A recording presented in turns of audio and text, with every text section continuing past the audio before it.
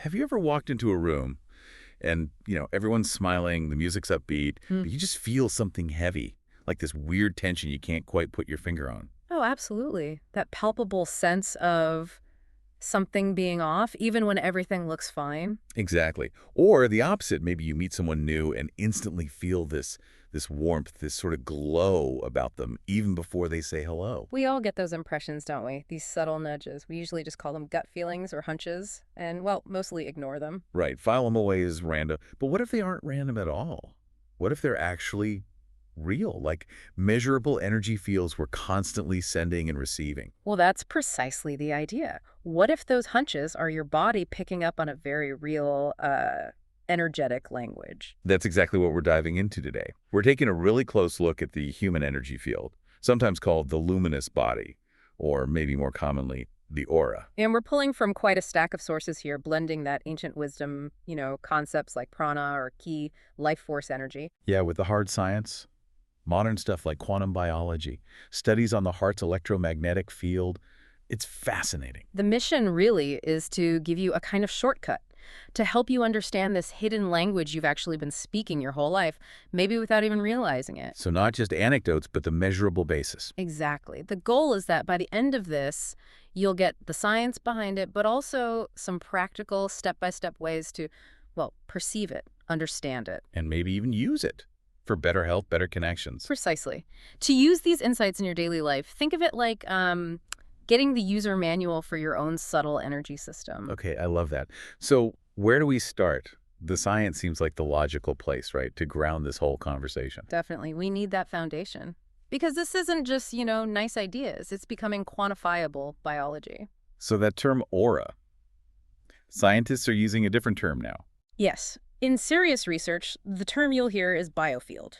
It's generally defined as an electromagnetic field that surrounds all living things, and it's pulsing with information. Information about what exactly? About pretty much everything going on inside thoughts, emotions, your physical health state. It's all reflected in the field. And this isn't some fringe concept. I was surprised to see the NIH, the National Institutes of Health, actually has a definition for this. They do. It goes back to 1994, actually.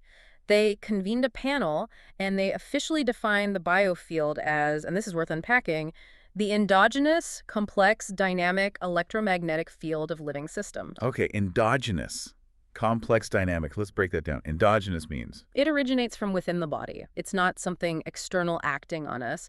It's generated by our own biological processes. Right, and complex dynamic. It means it's incredibly intricate and it's always changing. It's not static. It shifts and swirls constantly based on what you're thinking, feeling, doing, even what you eat. So it's like this constantly updating energetic signature around us. How far out does it typically extend? It varies quite a bit, but generally from a few inches off the skin to sometimes several feet. And yeah, it's in constant flux.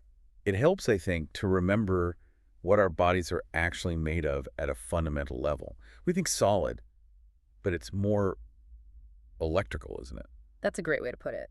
Less like solid blocks, more like this incredible, intricate symphony of electrical currents. You really have to zoom in. Not at a cellular level. Exactly. Every single cell in your body, all 60 trillion or so of them, functions like a tiny battery. There's a voltage across the cell membrane, the membrane potential. I remember that from biology class. Yeah.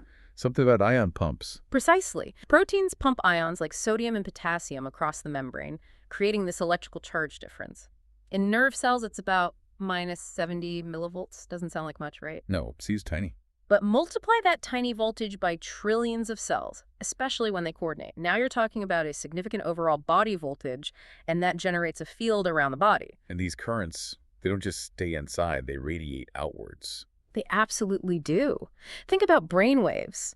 An EEG measures the electrical activity inside the skull, but it's picking up on the synchronized firing of millions of neurons. Those create magnetic fields that extend outside the head. Right, the different wave patterns, delta, theta, alpha. Exactly. Delta in deep sleep, alpha when you're relaxed, beta when you're focused, gamma during high-level processing. All these different frequencies contribute information to your overall biofield. But the brain isn't the biggest player here, is it? Our sources kept pointing to the heart. Ah, yes, the heart. It's the real powerhouse when it comes to the body's electromagnetic field. It's, well, Huge compared to the brain's signal. How much stronger are we talking? Okay, so an ECG measures the electrical signals in the heart muscle, but the magnetic field generated by each heartbeat, it's up to 5,000 times stronger magnetically than the field produced by the brain. 5,000 times. Yeah. Wow. It's powerful enough that sensitive devices, magnetocardiograms, can measure it several feet away from the body. They measure it in milligauss. So the heart isn't just a pump. It's like the body's main radio tower, broadcasting our internal state. That's a perfect analogy. It's the primary broadcasting station. And crucially, the signal it broadcasts changes dramatically depending on your emotional state. This is where the HeartMath Institute's work is so compelling. Right, they showed the direct link between feelings and the heart's field pattern. Exactly. The research consistently shows when you feel emotions like anger, frustration, or fear, the heart's field pattern becomes really erratic, jagged, incoherent, mathematically messy, basically. Okay. But the moment you shift into feelings like appreciation, care, gratitude, love, the pattern smooths out instantly. It becomes this beautiful, stable, sine wave-like pattern. That's what they call magnetic coherence. So when you walk into that room and feel the tension, Mm-hmm. you might actually be picking up on the incoherent, jagged heart fields of the people in there. That's the idea. You're not just psychologically interpreting body language. Your body might be literally resonating with or translating their physiological electromagnetic broadcast. Emotions aren't just internal chemicals. They are energetic signals being sent out. That's a really profound shift in understanding emotions. It makes vibes seem much less vague. It does, doesn't it? And people have been trying to get a handle on this to see it for a long time. Think back to the Kirlian photography in the 1930s. Ah, yes, the pictures of glowing fingertips. But wasn't that largely debunked as just being due to moisture? Well, yes and no. Moisture, temperature, pressure, they absolutely do influence the electrical discharge pattern. That skepticism is valid. But the story doesn't end there. Modern versions like gas discharge visualization or GDV technology are much more sophisticated. They control for those variables like skin moisture much better. And controlled studies using GDV still show distinct, repeatable changes in the corona's shape and intensity based on emotional states. So even when you account for sweat, stress still shows up differently. Exactly. Relaxation versus stress, or even comparing healthy subjects to those with certain illnesses, the discharge patterns are consistently different. The emotional state itself seems to modulate the energy discharge. And there's even deeper science suggesting our cells communicate using light, biophotons. Yes. This is where it gets into quantum biology territory. Right. The biophysicist Fritz Albert Popp did groundbreaking work showing that living cells emit this ultra-weak light biophotons. Ultra weak. How weak? Incredibly faint, like 1,000 times weaker than the absolute faintest light your naked eye could possibly detect. You need very sensitive equipment. So if it's that weak, why is it important? How could it be for communication? The key isn't the intensity, it's the coherence. Popp suggested this light isn't just random thermal noise, it's highly ordered, almost like a very, very weak laser. And coherent light can carry a huge amount of information very efficiently. Like a biological fiber optic network. Sort of. The theory is that this coherent light acts as a super fast communication system within the body, coordinating things like DNA repair, cell growth, metabolism, much faster than chemical signals alone could manage. The body is literally talking to itself with light. Wow. Light and magnetic fields. So how does this connect back to those ancient ideas like energy meridians in acupuncture? Yeah. Is there a physical structure involved? That's the million-dollar question, and science is starting to propose some answers. We can now detect subtle magnetic fields from organs beyond the heart and brain, even the gut, using advanced sensors like scree-eyed magnetometers. Okay.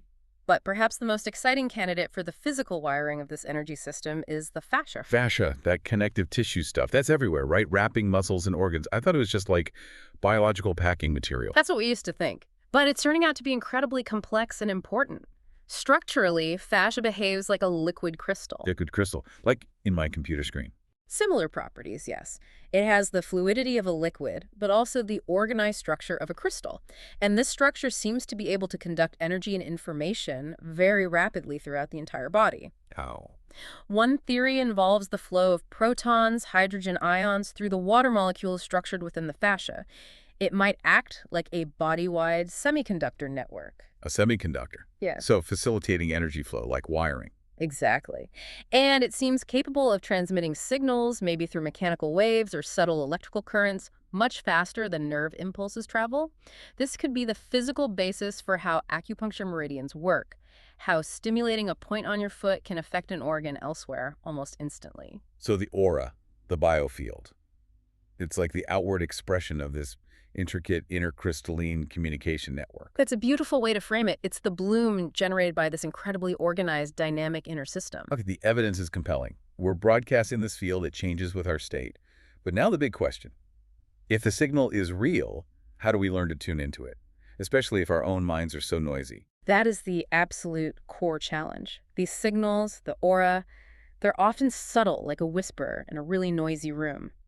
If your own internal state is full of chatter, tension, worry, that whisper gets completely drowned out. So the preparation, getting quiet inside, it's not just helpful, it's essential. Non-negotiable, really. It's all about subtracting the interference, quieting your own static so you can actually perceive the subtler signals, both your own and others. It's like tuning a radio, trying to get rid of the static to hear the faint station. What's the first step in reducing our internal noise? It starts with stillness, but not just sitting there. It's an active stillness, releasing physical tension, consciously slowing your breath, letting mental chatter just settle down without fighting it. And that physically changes our nervous system state, right? It does. It helps shift you out of that fight or flight sympathetic mode, which is very noisy, energetically into the calmer, more receptive, rest and digest parasympathetic mode. Your sensory perception actually opens up in that state. So how do we anchor that state? Grounding seems key. Yes, grounding or earthing. It's about reconnecting your body's electrical system with the Earth's natural, stable energy. The simplest way. Stand barefoot on natural ground, grass, soil, even concrete can work. And visualize. Yeah, visualization helps amplify the effect. Imagine roots growing down from your feet, anchoring you, drawing up that stable, calm energy from the earth. Scientifically, the idea is the earth acts like a giant sink for excess electrical charge, helping to neutralize stress buildup in your system. So it literally calms the electrical static in our bodies. That seems to be the effect. It sends a signal to your nervous system. You're safe, you're supported, you can relax. Even if you're indoors, just pressing your feet firmly on the floor and setting the intention to ground can make a difference. Okay, grounded physically. Then there's the breath. How does that bridge the gap to mental quiet? Breathing is the most direct tool we have to regulate our nervous system. The specific technique recommended in our sources is simple but powerful. Inhale smoothly for a count of 4, hold gently for 2, and exhale slowly, really slowly, for 6. That longer exhale is the key part. It is. It directly stimulates the vagus nerve, which is like the main highway of the parasympathetic nervous system. Activating it tells your brain to calm down, reduces activity in the amygdala, the fear center, and shifts your brain waves towards that calmer, more open alpha state. Makes sense. Body grounded, breath steady. But what about the monkey mind? The thoughts that just keep popping up? Ah, yes, the mental chatter. The candle flame exercise is a classic for this. You sit comfortably, maybe 3 feet from a single candle in a dim room. Focus gently on the core of the flame, that steady blue part. And when thoughts drift in? Just gently notice them, don't judge yourself, and bring your focus back to the flame over and over. It's like polishing the surface of the mind. And then what? Just keep staring at the flame. After you achieve a bit of steady focus, soften your gaze and shift it slightly above the flame. Try to perceive the faint halo or shimmer of light around it. This practice of gentle, sustained focus trains the mind to notice subtle things. The clarity comes from the practice itself. Got it. And the last piece of preparation was bioelectric hygiene. Sounds clinical. Maybe a little. But it just means taking care of your electrical self. The biggest factor, hydration. Dehydrated tissues are poor conductors of electricity. So drinking water literally helps us perceive energy better. It seems so. Especially for the fascia, that connective tissue network we talked about. Keeping it well hydrated supports its conductivity. And the other part is emotional balance. Meaning? Acknowledging your own feelings, irritation, joy, sadness, without getting swept away by them or stuffing them down. If you're feeling really agitated yourself, it's going to color how you perceive someone else's energy field. Sort of like trying to see clearly through muddy water. Let your own emotional weather settle first. So grounding, breathing, mental focus, hydration, emotional balance, this whole process. Can't just jump into trying to see an aura cold, can you? Pretty much. Skipping the warm-up means you're likely just going to perceive your own internal noise. Preparation is key. Okay, preparation done. Now for the exciting part, actually starting to perceive this stuff.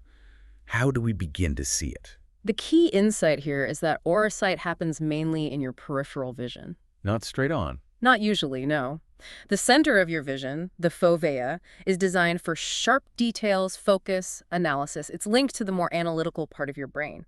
Your peripheral vision, which uses the rod cells in your retina, is more sensitive to movement, low light, and subtle shifts. It's naturally better equipped for picking up these faint energy fields. So I need to look around the person, not directly at them. Exactly. Soften your gaze. Look slightly past them towards the edges of your visual field, as if you're trying to notice what's happening in the margins. You're deliberately asking your brain to pay attention to the input it usually filters out during focused tasks. Interesting. And does the environment matter? Lighting, background? Oh, definitely. You want to make it easy on your eyes. Use a plain, neutral background, off-white, pale gray, soft blue, nothing busy or patterned, and the lighting should be soft and diffused. Think overcast daylight or gentle lamplight. Avoid harsh glare. You want a calm, visual canvas. Okay, makes sense. Can I practice this on myself first? Absolutely, that's the best way to start. Try the hand aura exercise. Hold your hand out maybe a foot or so in front of you against that neutral background. Spread your fingers slightly. And look where? At the fingers. No, remember peripheral vision. Gaze softly at the space between two of your fingers, like between your index and middle finger. Aim your awareness just slightly beyond the physical edge of your skin. Breathe, relax your eyes. Then what am I looking for? Look for a faint haze, a thin line of light, maybe a transparent shimmer right next to the skin. Often the first layer people see is sort of silvery or a very pale blue. Okay, but what if I think I see something, and then the second I focus on it or think, aha, Yeah. it vanishes? Totally normal. That happens all the time when you're starting. That's your analytical brain kicking in, trying to take over with sharp focus, and it overrides the subtle input from the periphery. The key is to just gently relax your focus again. Don't try harder, relax more. So it takes practice to sustain that soft gaze. It does. It's about training those neural pathways for subtle sight. Eventually, with relaxed, consistent practice, that shimmer can become a more stable, visible layer. What if seeing is really difficult? Are there other ways to sense this energy? Definitely. For many people, the kinesthetic sense feeling is actually stronger or comes more easily than visual perception. Your body is packed with sensors. Mechanoreceptors, thermoreceptors. You mentioned mirror neurons too. Yes. Your skin can detect subtle changes in pressure, temperature, texture, and mirror neurons help us intuitively sense or feel into what others are experiencing. Sensing the aura kinesthetically is basically becoming more literate in your body's own subtle language, noticing the tingles, the warmth, the coolness, the sense of pressure or resistance. How can we practice that? Maybe with someone else? Yeah. The hand hover method is great for this, but always with explicit permission. Ask a partner if you can sense the energy around their arm or maybe near their heart area. Okay, with permission. Then what? Hold your dominant hand, palm facing them, maybe 3 to 6 inches away from their body. Don't touch. Just slowly scan your hand across the area. Pay close attention to the sensations in your palm and fingers. What might it feel? You might notice changes in temperature, warmth, or coolness that doesn't seem related to ambient air. You might feel a slight resistance, like pushing through thicker air or water. Some people feel tingling, a buzzing, or even a subtle magnetic push or pull. You're feeling the edge and density of their biofield. That's fascinating. Is there a way to practice sensing energy fields solo? Yes. The air pressure shift exercise is good for tuning your sensitivity to environmental energy. Stand in a doorway between 2 different spaces, maybe inside and outside, or just 2 rooms. Close your eyes. Step forward slowly into the new space. Pause. Really notice everything, not just obvious temperature changes, but does the air feel thicker or thinner? Is there a subtle pressure change, a different quality to the space? Then step back and compare. It trains your body to notice these subtle boundary shifts. And we can also use our own emotional state as a sensor. Absolutely. The emotional resonance check. Before you interact with someone, take a moment to notice your own baseline emotional state. Are you feeling calm, neutral? Then, during the conversation, notice any sudden, unexplained shifts within you. Like suddenly feeling anxious or irritated for no reason. Exactly. Or feeling a tightness in your chest or an urge to pull back slightly. If it doesn't seem logically connected to the conversation content, your energy field might be mirroring or reacting to what the other person is broadcasting non-verbally through their field. Perhaps anxiety, constriction, or suppressed anger they aren't even aware they're projecting. It's easy to dismiss these subtle things, though. How do we know it's real perception and not just, our imagination or eye strain? That's a fair question.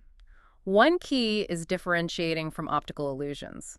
Like after images, if you stare at a bright red shape, you'll see a green ghost image for a moment. That's predictable. Right. Complementary colors. Exactly. Genuine aura colors, though, often align with the meaning or feeling: red with passion or anger, blue with calm. They don't usually follow the complementary color rule, but the strongest confirmation comes from multisensory validation. Leading. Do you feel a tingling or warmth kinesthetic in the exact same spot where you're seeing a shimmer of light visual? Does a color you perceive seem to have a corresponding feeling tone? When multiple senses align on the same subtle perception, you can be much more confident it's genuine and not just wishful thinking or tired eyes. Okay, that makes sense. Triangulate the data. So we've tuned our instrument, we're starting to perceive. Now we need the dictionary. What do the colors mean? Section 4, decoding the spectrum. Right. The fundamental idea is that color is vibration made visible. Different frequencies of energy correspond to different colors. Slower, denser vibrations tend to manifest as colors lower in the spectrum, like red. Related to the physical body, survival, that kind of thing. Generally, yes. And as the vibrational frequency gets higher, faster, lighter, associated with emotion, intellect, spirituality, the colors shift up through the spectrum. Orange, yellow, green, blue, indigo, violet. Let's go through them, starting at the base. Red. Red is foundational. It's about raw life force, vitality, physical energy, the survival instinct, passion, action. A clear, vibrant ruby or cherry red usually indicates strong vitality, good grounding, someone who's robust and energetic. But red can have downsides, right? Anger. Definitely. Caution signs for red. If it looks like jagged, fiery crimson flashes, especially around the head or hands, that often points to anger or aggression. If it's a dull, muddy, brownish red, that can signal deep exhaustion, burnout, or maybe resentment energy that's stuck or depleted. Physically, red relates to inflammation, circulation, adrenal energy. Okay. Moving up, yellow and gold. Yellow gold is typically associated with the intellect, mental activity, clarity, joy, optimism. Think sunshine. A bright, clear, lemon yellow or radiant gold, often seen around the head and shoulders, usually indicates sharp focus, learning, cheerful disposition. And the caution for yellow. If it's a pale, washed-out, foggy yellow, sometimes described like weak tea, that can indicate mental fuzziness, scattered thoughts, or sometimes ungrounded worry or anxiety. It's like the mental energy isn't clear or focused. Physically, it connects to the nervous system, particularly the solar plexus area, our gut brain. Green next. That feels like a healing color. It absolutely is. Green emerald is the color of balance, harmony, growth, nature, and compassion. It's strongly associated with the heart center. A vibrant, clear emerald green often shows up in healers, caregivers, or people deeply connected to nature. It signifies emotional balance and healing potential. What's the muddy version of green? A dull, stagnant olive green, sometimes almost brownish, can indicate things like jealousy, possessiveness, or feeling stuck emotionally. Sometimes it relates to martyrdom, overgiving to the point of depletion, or perhaps holding on to resentment about not being appreciated. Physically, it links to the heart, lungs, immune system, and tissue repair. Blue, tranquility, communication. Yes, blue sapphire represents calmness, peace, truth, self-expression, and clear communication. A beautiful, clear sky, blue or deep sapphire, especially around the throat or head, suggests authenticity, speaking one's truth, a calm nervous system. Sometimes the whole field can wash in this tranquil blue during deep relaxation or meditation. And the unhealthy blue. If it looks washed out, pale, maybe a steely gray blue, particularly if it seems constricted or tight against the body, it can indicate fear of speaking up, suppressed emotions, withdrawal, or sadness. Physically, it relates to the throat, thyroid, and the parasympathetic nervous system, our calming response. And the highest vibrations, violet and indigo. Violet and indigo are associated with intuition, spiritual insight, wisdom, imagination, and connection to higher consciousness or the transpersonal realms. They often appear around the forehead, the third eye area, or the crown of the head during meditation, deep insight, or creative states. Is there a downside to too much violet? Yes, caution here. If the violet or indigo looks murky, cloudy, maybe flickering erratically, or even like a deep bruise-like purple, it can sometimes indicate spiritual bypassing, being spaced out or ungrounded, maybe pushing too hard for experiences without proper integration or psychic overstimulation. It's not just the static colors, though, is it? The original script mentioned how emotions sculpt the field dynamically. Crucial point. The colors are just one layer. The movement, texture, and shape of the field tell you so much about the person's real-time emotional state. Like with joy or love. Exactly. Joy and love tend to cause the field to expand. Joy often looks like bright yellow or gold ripples moving outward from the solar plexus or heart. Love, especially deep compassion or connection, often manifests as soft rose pink or brilliant white light expanding strongly from the heart center, creating that feeling of radiance and coherence we talked about earlier. And the opposite, fear and anxiety. Fear and anxiety cause contraction. The field literally pulls in, sometimes feeling like it's hugging the body tightly, like a restrictive suit. The color might become dull, grayish, or washed out. The texture can look crumpled, spiky, or fragmented, as if the energy is bracing for impact. And anger, you mentioned jagged movement. Yes, anger is typically sharp, explosive, and often directed. Think scarlet sparks, jagged streaks of red or harsh orange, often concentrated around the head, shoulders, or hands, the parts of us ready for action or defense. And remember that nuance. Sometimes you see that surface red, but underneath there's a layer of deep, hurt blue, indicating the anger is a defense mechanism covering pain. This really does sound like an early warning system for health issues, too. The sources said the aura can show imbalances before physical symptoms appear. Often, yes. Because energy patterns tend to shift before physical matter changes, the biofield can reflect underlying issues sometimes weeks or months before they'd show up on a conventional test. We look for localized disturbances. Meaning specific spots in the field. Right. Areas that look consistently dull, dark, gray, or have stagnant, muddy colors when the rest of the field looks clear. These often correspond to an underfunctioning organ, inflammation, chronic stress in that area, or even nutritional deficiencies affecting that system. Can you share that example about Daniel the salesman again? That made it very concrete. Sure, Daniel came in just feeling generally off, a bit run down. He used his voice constantly for work. When looking at his field, there was this very noticeable, dense, stagnant gray haze right around his throat area near the lymph nodes. It lacked the usual healthy blue or green tones. It just looked stuck. 2 days later, he called full-blown sore throat, swollen glands, the works. The energetic signature, that gray stagnation, was like the precursor, the energetic shadow of the illness before it fully manifested physically. How does the aura look different for, say, a sudden injury versus a long-term illness? Acute conditions like a fever or a fresh injury often cause the aura to temporarily flare outwards, sometimes dramatically. You might see intense pulsating reds or oranges right around the affected area, showing the body rushing energy there to deal with the immediate crisis. Okay, and chronic issues. Chronic conditions like long-term fatigue, autoimmune issues, or persistent anxiety often make the outer boundary of the aura look weak. It might appear thin, frayed, porous, or leaky, suggesting that the person's overall vitality is depleted and their energetic container isn't strong. What about the impact of trauma? Does that leave a lasting mark in the field? It often does. Trauma imprints can appear in various ways, sometimes like energetic cracks or fissures in the field structure, but one of the most distinct patterns is what some sensitives describe as frozen shards. Frozen shards, like splinters of energy. Exactly. They appear as dense, often glimmering, but immobile fragments of energy that seem stuck or embedded in the field, usually related to the area of the body or the emotional center that absorbed the traumatic impact. And these often correlate directly with chronic physical symptoms. Like the example of hip pain. Right. It's common to see these shards near the hips or lower back in someone with chronic pain and related feelings of insecurity or lack of support, stemming from an old injury or emotional trauma stored there. The energy is literally frozen in time at the point of impact. But the body wants to heal. Can we see recovery in the aura too? Oh, absolutely. Watching the field during recovery is amazing. You might see signs of regeneration appearing, sometimes described as a soft, iridescent, pearly light forming a kind of scaffolding where tissue is repairing after surgery, or gentle, expanding halos of rose gold light appearing as someone recovers their strength after illness. It shows the body's innate drive back towards coherence and wholeness. This is incredibly powerful information.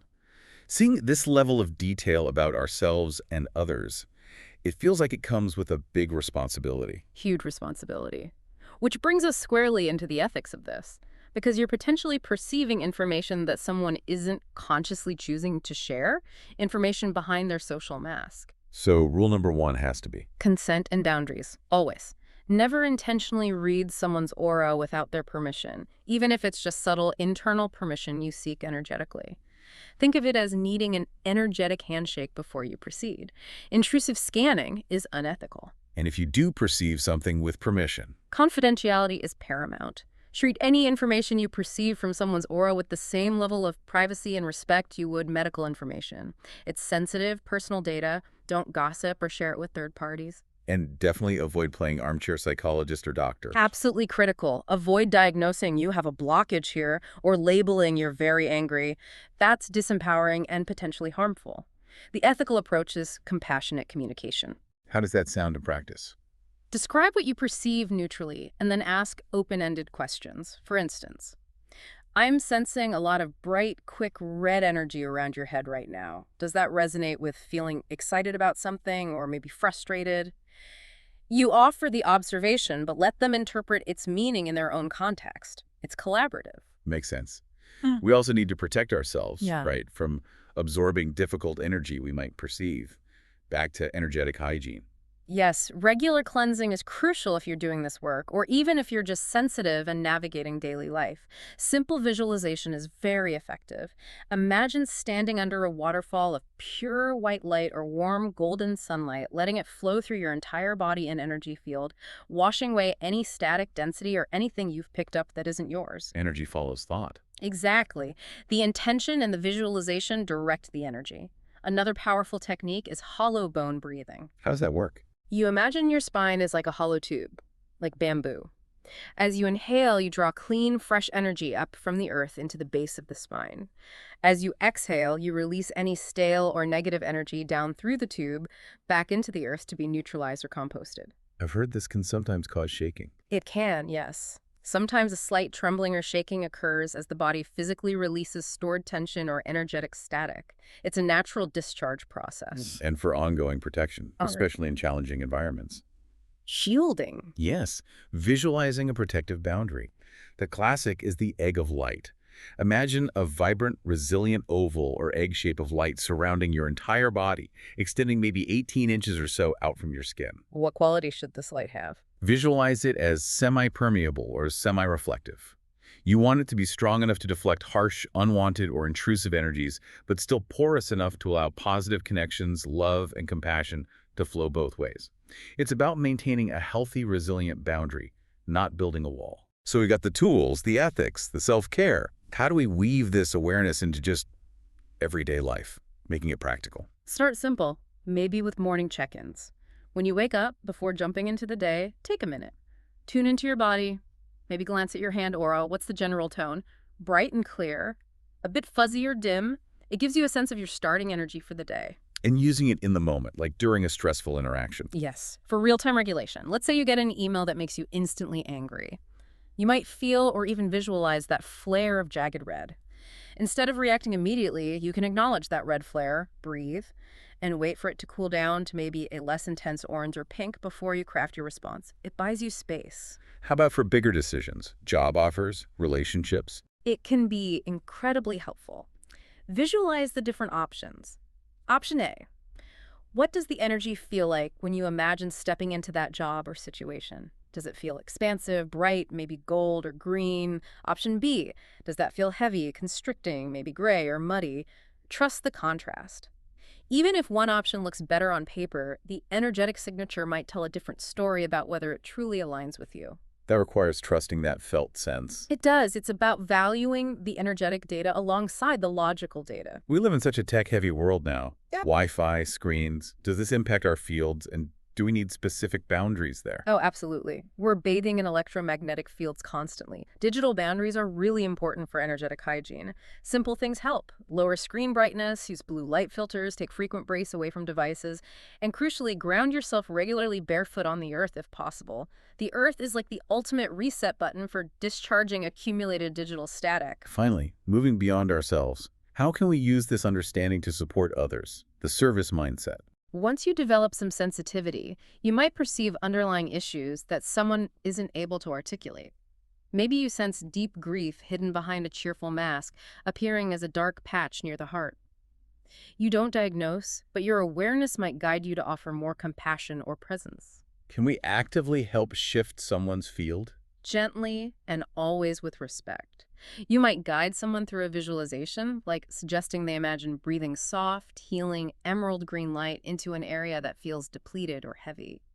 You can offer supportive energy through focused intention, but you're facilitating their process, not imposing yours. And what about groups? Can we sense a collective field? Yes, definitely. You can walk into a meeting and sense the overall energetic weather. Is it Yeah. chaotic and anxious, maybe lots of gray and jagged red? Or is it coherent and collaborative, perhaps blues and greens? Understanding the group field can help you know how to contribute your own energy to help shift the dynamic towards greater harmony or productivity if appropriate. Wow. Okay. We have covered so much ground here, from the core science to practical steps and ethics. It's a lot, but hopefully it feels more accessible now. Absolutely. Feels like listeners now have the language, some real skills, and that crucial discernment to go beyond just surface interactions. To translate those subtle feelings, those gut hunches, into actual information, color, texture, meaning. Turning intuition into actionable knowledge, really. And the big takeaway feels like agency. Understanding your aura, your biofield, gives you more agency over your internal state. You can notice things earlier, maybe intervene before stress becomes illness. You can make choices that are more aligned with your actual vitality. It's not magic. It really is just a deeper form of listening to the subtle energy conversations happening all the time. Okay, so for our final thought, something for people to really chew on after this deep dive. I think it's this. Remember, the aura is like the weather report, not your fixed identity. It reflects your current state, but you are the one influencing the weather. So we're not just passively observing the field. Not at all. You are actively co-creating it. Every single moment, with every choice you make, every breath you take, every thought you consistently hold, you are the artist painting your own energetic canvas. So the provocative question then is, if this biofield is real, if it influences others, if it can signal health changes before they even happen, what's one small intentional habit you could shift, starting today? One thing you could do differently to consciously repaint your own internal gallery, to brighten your own field, and maybe, just maybe, brighten the world around you just a little bit. To get more details about the power of auras, how to read and interpret energy in yourself and others, click the below link. Subscribe us to get more content like this.